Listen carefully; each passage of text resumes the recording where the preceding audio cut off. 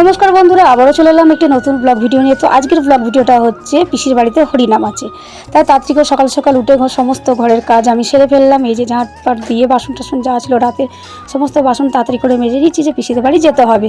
পিসি প্রত্যেক বছর বলে যায় যে একটু সকাল সকাল যাওয়ার চেষ্টা করবি, তো এই সমস্ত সংসারে কাজ করে উঠে যেতে যেতে দেরি হয়ে যায়, আর বৌদিরা খুব রাগারাগি করে। তারপরে এই যে কলে জল এলো, জল টলগুলো সব ধরে নিচ্ছি, যেহেতু চান করবো, জল ছিল না, তো তাই জল ধরছিলাম। আমার বৌদিরা জিজ্ঞেস করছিল কখন যাবে, তো আমি বললাম এই তো জল ধরা হয়ে গেছে, এবার চান টান করে ঘরে ঠাকুরগুলোকে দিয়ে তারপর যাবো। দিয়ে এই যে জল এসে গেছিলো, চান টান করে নিলাম। আর এত পরিমাণে গরম পড়েছে যে বলবার মতো নয়। তারপরে এই যে আমি ঘরে চলে এলাম, আমার এই যে ঠাকুরকে দিতে চলে এলাম। তারপরে এই যে আমার লোকনাথ বাবা, তো সাজিয়ে লোকনাথ বাবার পুজো দিতে বসে গেলাম, শাক বাজানো হয়ে গেল। তারপরে আমি পুজো দিয়ে উঠেছি, আর দেখছি আমাদের বাড়িতে এই যে হরিনামের দল চলে এসেছে। গৌর নিতাইকে সাজিয়ে নিয়ে বাড়িতে হরিনাম হচ্ছে। ওই যে আমার দুই বৌদি এসেছিলো সাথে, আর জিজ্ঞেস করছিলো যে কখন যাবে কখন যাবে। তারপরে আমি এই যে রেডি হয়ে চলে গেলাম, রওনা হলাম পিসির বাড়ির দিকে।